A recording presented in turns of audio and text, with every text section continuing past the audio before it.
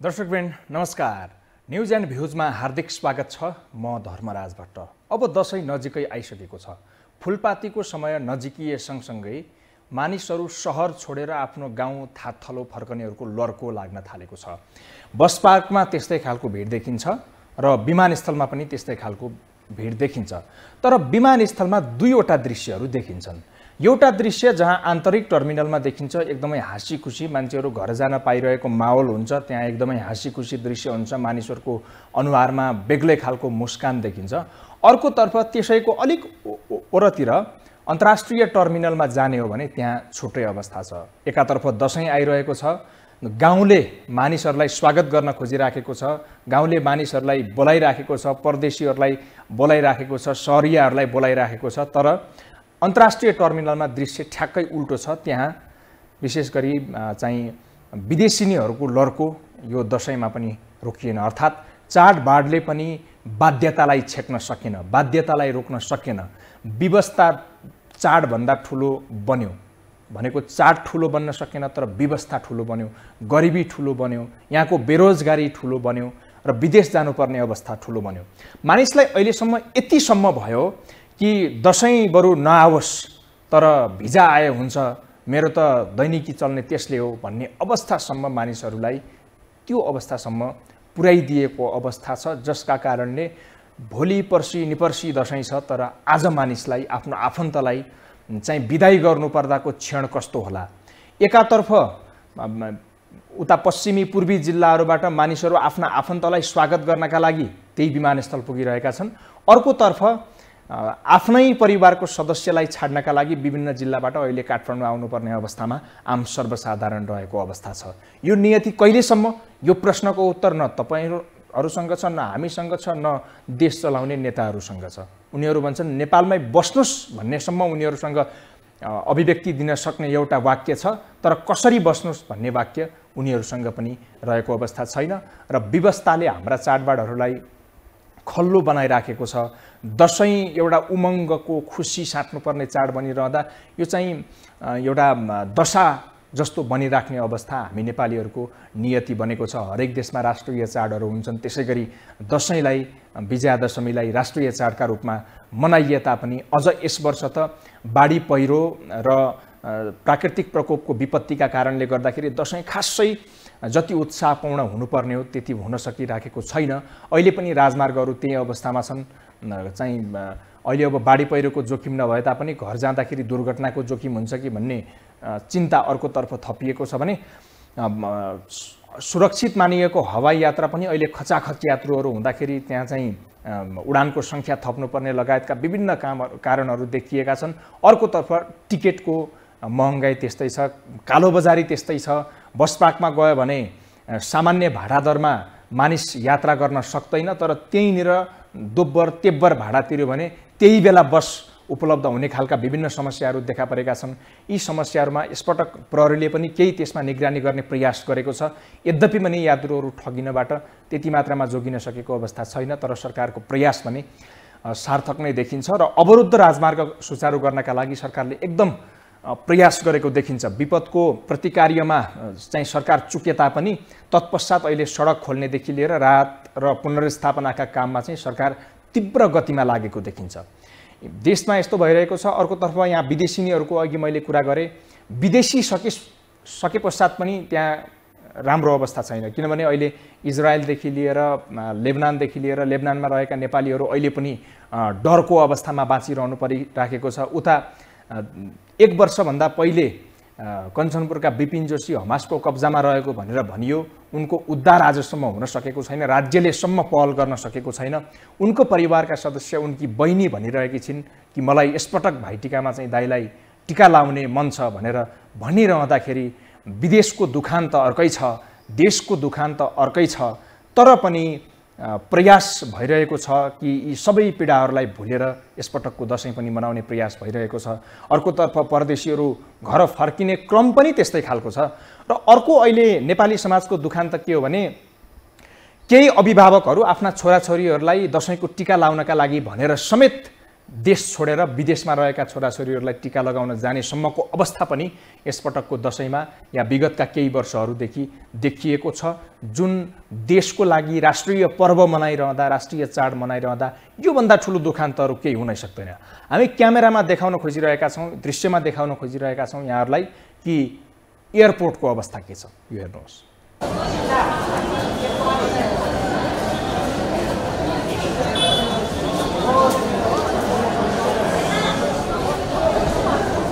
Clear छ है केटा यो हाल है।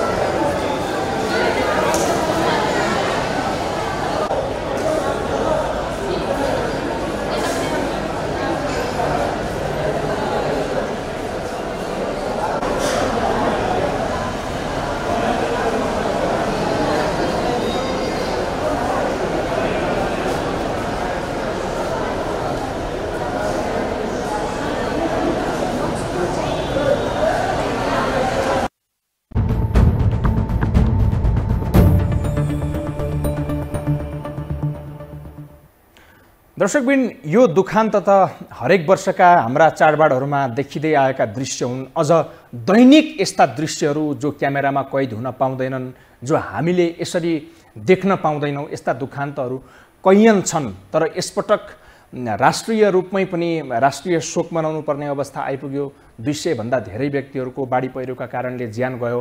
त्यसका कारणले गर्दाखेरि पनि यसपटकको दशैं अलिक खल्लो महसुस भएको जस्तो महसुस देखिएको छ। यद्यपि सरकारले भने जुन जुन राजमार्गहरू अहिले खुलेका छन् ती राजमार्गहरूमा यात्रा गर्नका लागि एकदमै सुरक्षित रहेको र धेरै जोखिम नरहेको भनेर भनेको छ।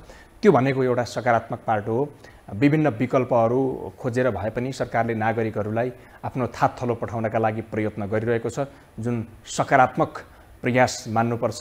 र विभिन्न पीडा विपत्तिका बावजुद पनि जति सकिन्छ, जसरी सकिन्छ त्यसरी चाडहरूलाई मनाउने प्रयास गर्नु नै यसपटक नेपालीहरूका लागि बुद्धिमानी हुने देखिएको छ। अझ यसपटक अलिक बढी संयमता जस्तो यसअघिका वर्षहरूमा 18 देखि 20 लाख मानिसहरू काठमाडौँ उपत्यकाबाट मात्रै बाहिरिने गरेका थिए। तर यसपटक यिनै कारणहरूले गर्दा त्यो सङ्ख्या झन्डै आधा या आधाको वरपर हुने भनेर आङ्कलन भइराखेको अवस्था छ। जस्तो घटस्थापनादेखि आजसम्मकै अवस्थामा हेर्ने हो भने पनि गत वर्षको तुलनामा यस वर्ष बाहिरिनेहरूको सङ्ख्या एकदमै कम देखिएको छ। यसले गर्दा पनि केही उत्साह यसपटक कम भएको भने देखिएको छ। यिनै विषयहरूमा यहाँहरूले आफ्ना विचार राख्न सक्नुहुन्छ।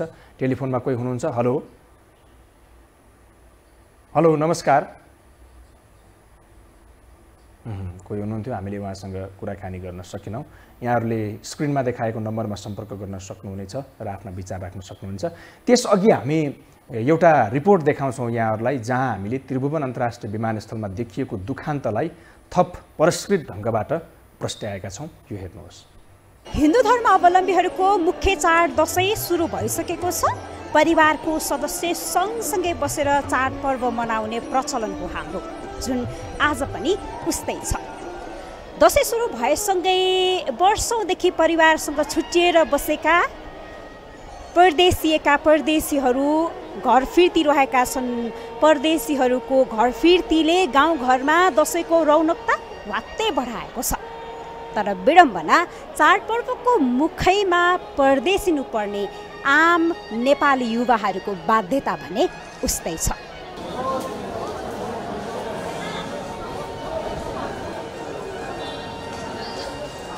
त्रिभुवन अन्तर्राष्ट्रिय विमानस्थलको प्रस्थान कक्षको यो परिसरमा बिदा हुने र बिदा गर्नेहरूको भक्कानिएको मन अनि आँखाभरिको आँसु नियाले पुग्छ।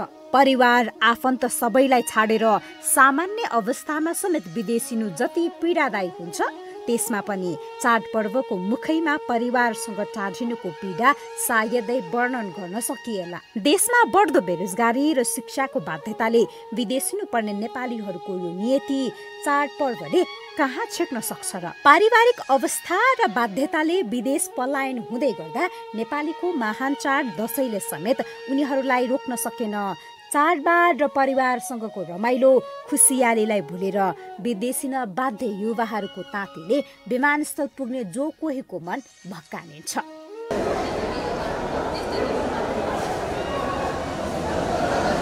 सुनसरी इनोराका रुपेश मेहता कतार जाँदैछन्। यसअघि 5-6 वर्ष मलेसियामा रोजगारी गरेर फर्किएका उनी 1 वर्ष गाउँमा बसे, तर घरमा बस्दा रोजगारी र आम्दानीको बाटो नहुँदा फेरि विदेशी भूमिमा पसिना बगाउन कतार जान लागेको सुनाए। बुढ्यौली उमेरका आमा बुवा, श्रीमती र 4 सन्तानको जिम्मेवारी देशमै बसेर एक्लो काँधले धान्नै मुस्किल भएपछि उनी फेरि केही वर्षका लागि विदेशिनु पर्ने बाध्यता आइपरेको हो। मलेसियाबाट पैसा कमाएर ल्याएर काम गर्यो, घर बनायो, छोराछोरीलाई पढाउँदैछु, अनि फेरि जाँदैछु बाहिर। नेपालमा खोइ दिएको छैन त, अब त्यसै कारणले विदेश जानुपर्छ नि।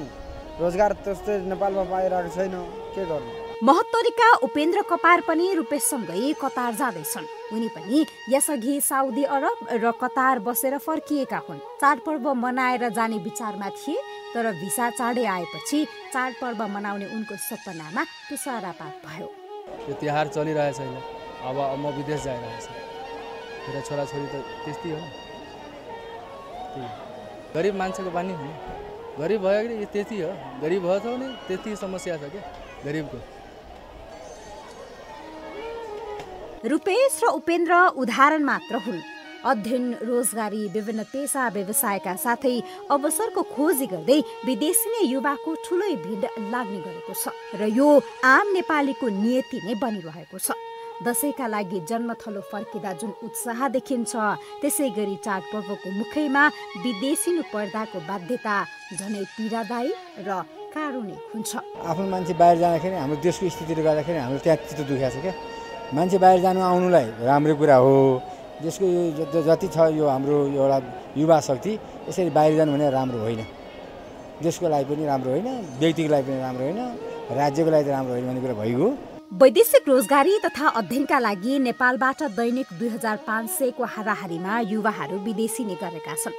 देशमा बढ्दो बेरोजगारीको समस्याले विदेशिने युवाको संख्या हरेक वर्ष बढ्दै गएको छ, जसले देश युवाविहीन हुने गतितर्फ उन्मुख देखिन्छ भने चाडबाड मनाउने तथा परिवारसँगै जीवन व्यतीत गर्ने चाहना अब आम नेपालीका लागि सपना बन्दै गएको छ। वैदेशिक रोजगारीमा गएका यिनै नेपालीले पठाएको रेमिट्यान्सबाट मुलुक चलिरहँदा यी अनुहारले भोग्नु परिरहेको पीडालाई राज्यले कहिले देख्छ, त्यो भने विडम्बना मान्नुपर्छ। यो हो टेलिभिजनका लागि क्यामेरामा विमल चौहानका साथमा निम्लेकी शर्पा, काठमाडौँ।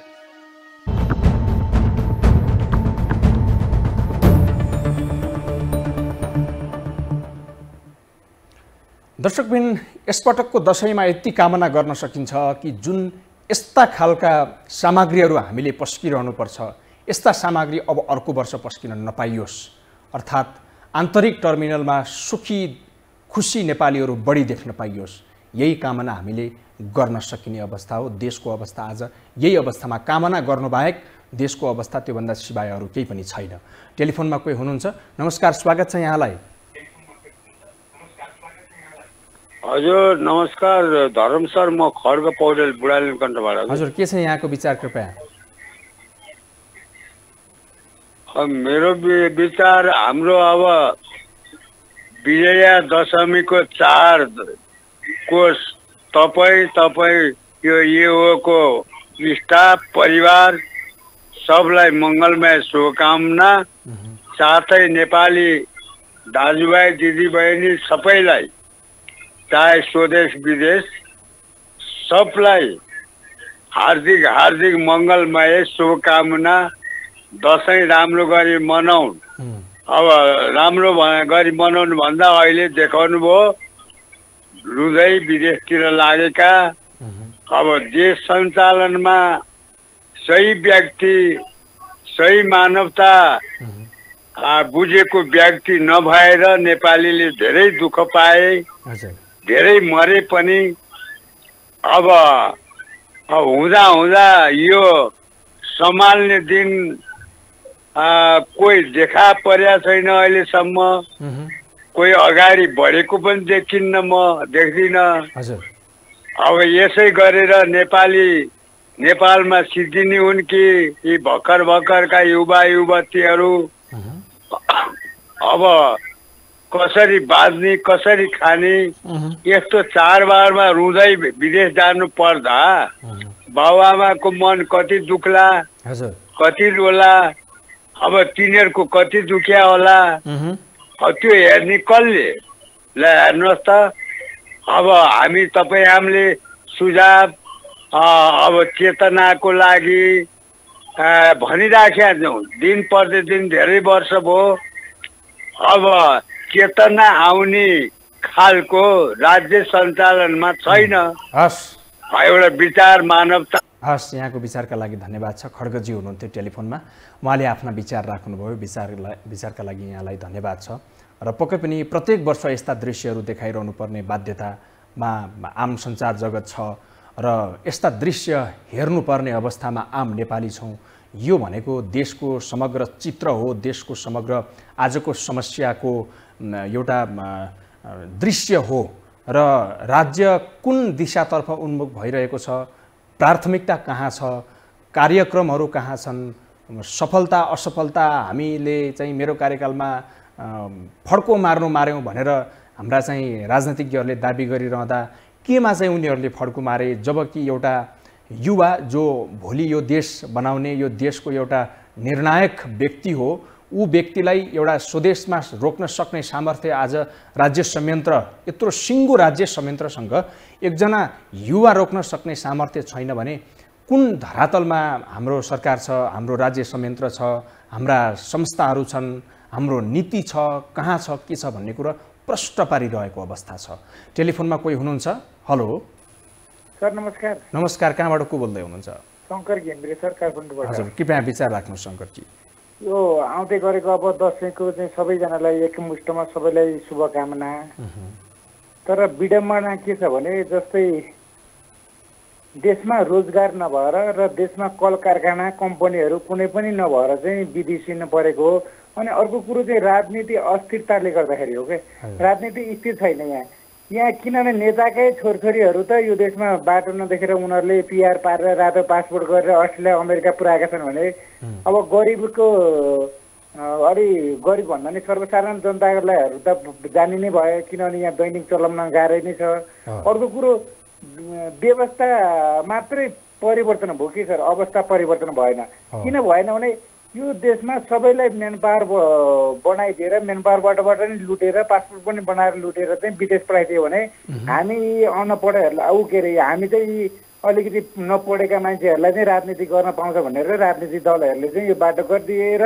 जनताले पनि त्यही गयो कि विदेशबाट नै त्यही नै सिके त्यही नै गए अब आएर परिवर्तन गर्नुपर्छ भनेर उहाँहरूले नै उतै बस्नुभयो कति त अब अमेरिका युरोप बस्नेहरू अनि अर्को कुरो तपाईँको हेर्नु त 12 वर्ष हाम्रो बाबुहरूले परिवर्तन गर्ने भनेर यो व्यवस्था गरेको अहिले हामीले चाहिँ देश छोड्नु पर्नेको लागि र रुसको लागि चाहिँ लडिदिनु पर्ने विस्तारवादको लागि चाहिँ हामी लडिरहेका छौँ भनेपछि त के थियो त त्यो हेर्नु त एयरपोर्टमा हेर्नु त 1 महिना तपाईँको त्यहाँ गएर हेर्नुहोस् कति आँसु कति पुग्छ यिनीहरूलाई पोल्न त एक दिन पुल्छ आँसुले पिरल्छ अनि अर्को कुरो सुन्नुहोस् यो देशमा 1 महिना काम गरेर 1 महिना खान पुग्ने तलबै राज्यले दिन सक्दैन किनभने श्रम मन्त्रालय उनीहरूकै श्रम विभाग नभए विभाग उनीहरूकै श्रमका हाकिम उनीहरूकै अनि ट्रेड युनियन खोलेका उनीहरूकै अनि यहाँ मजदुरको लागि नारा गरेको छ जम्मा 17,300 पनि प्राइभेट कम्पनीले मैले अधिकृत माथिको सरकारीको कुरा गरिनँ है पिउनको 26,000 को 500 कुरा गरिनँ सानो पत्रकारहरू मिडियाहरूमा मैले त्यो देखिनँ त्यो नदेख्न कारणले गर्दाखेरि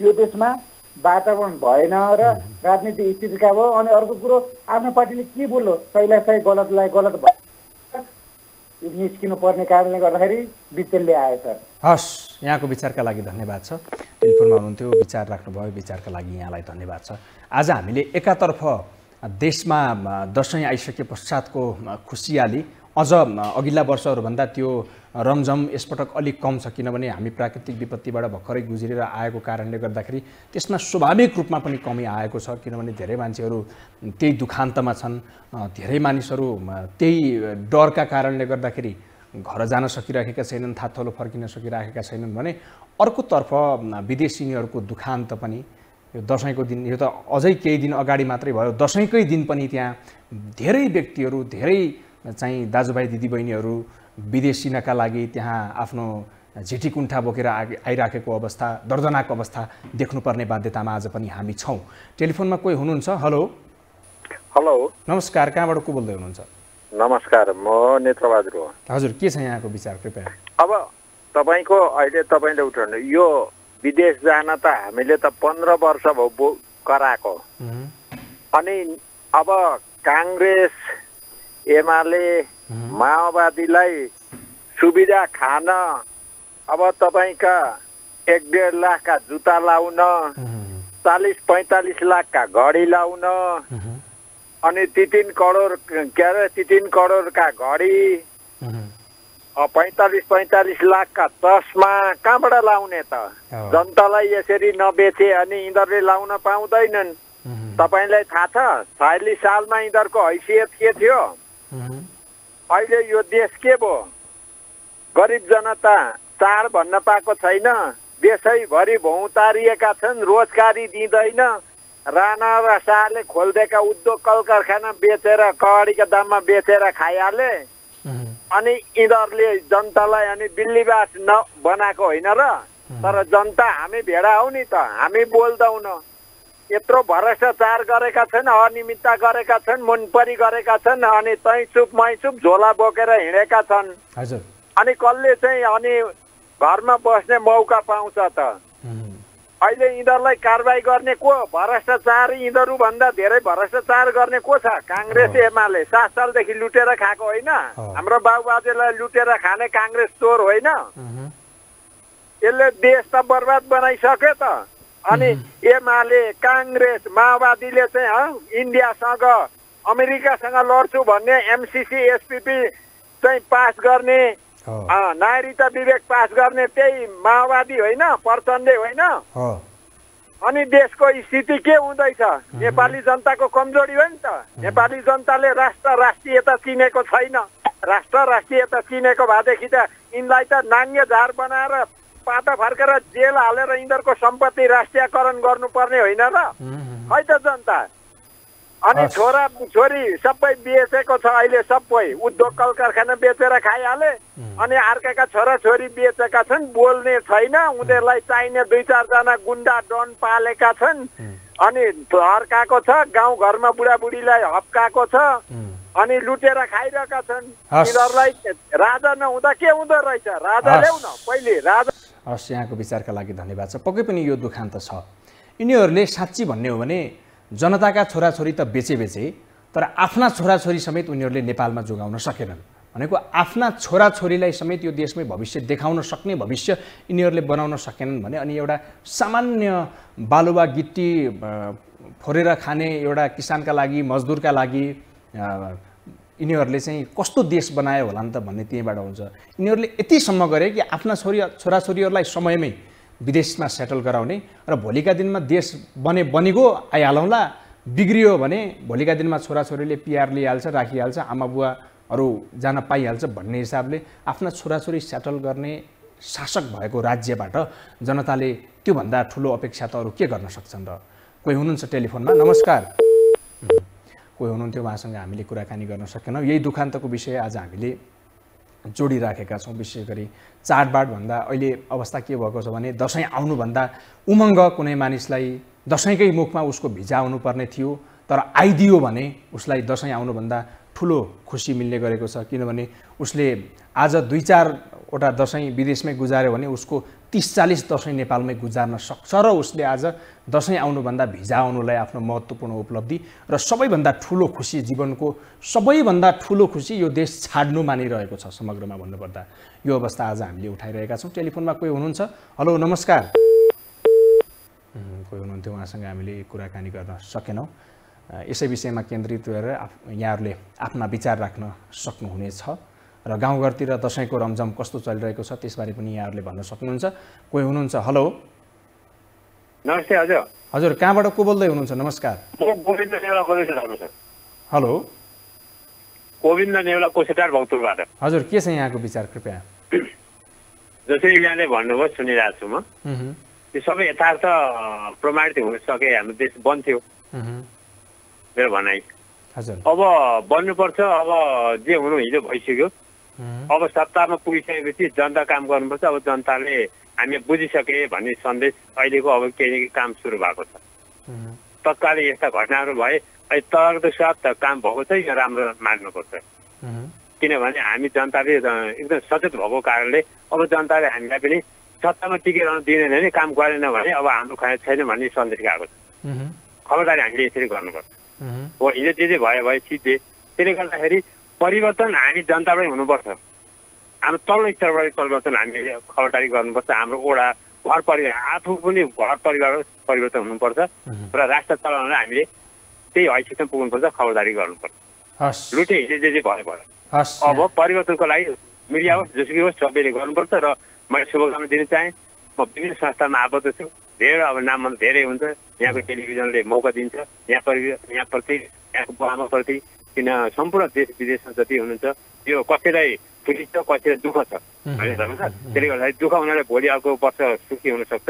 आफ्नो गति अनुसार हामी चाडबाड मनाउँ। यिनी विजयादशमी शुभकामना भन्दै सम्पूर्णलाई शुभकामना दिँदै बिदा हुन चाहन्छु। हस् यहाँको विचारका लागि धन्यवाद छ। गोविन्दजी हुनुहुन्थ्यो टेलिफोनमा विचार राख्नुभयो। विचारका लागि धन्यवाद छ। र उहाँले पनि भन्नुभयो कि यसपटक धेरै मानिसहरू दसैँ मनाउन नसक्ने अवस्थामा छन्। केही आफन्तको वियोगका कारणले छन् भने केही मानिसहरू आफ्नो घर परिवारसँग अन्तर्घुलन हुन नपाएर अर्थात् आफ्नो कर्मथलो छाड्न नसकेर गाउँ फर्किन नसकेर धेरै मानिसहरू अरू वर्ष जस्तो दसैँ मनाउन नसक्ने अवस्थामा छन्। केही वर्ष अगाडि मात्रै कोभिडले त्यो अवस्था हामीलाई दिएन। अर्थात् केही मानिसहरू घरमै भएका कारणले दियो। घरमै हुँदा पनि त्यसरी मजाले मनाउन पाएन। त्यसपछिको केही 1-2 वर्ष हामीले मनाउन पायौँ। तर अहिले फेरि त्यही अवस्थामा हामी पुगिराखेको अवस्था छ। यो अवस्थामा हामी सबै सचेत भएर संयम भएर जे छ त्यसैमा सन्तुष्ट रहेर अझ दसैँ मनाउनु पर्ने अवस्था छ। टेलिफोनमा कोही हुनुहुन्छ? हेलो हेलो नमस्कार। नमस्कार कहाँबाट को बोल्दै हुनुहुन्छ? कोही हुनुहुन्थ्यो उहाँसँग हामीले कुराकानी गर्न सकेनौँ। हामीले सम्पर्क नम्बर देखाइरहेका छौँ तलपट्टि त्यसमा सम्पर्क गर्न सक्नुहुनेछ र विचार राख्न सक्नुहुन्छ। कोही हुनुहुन्छ? हेलो कोही हुनुहुन्थ्यो?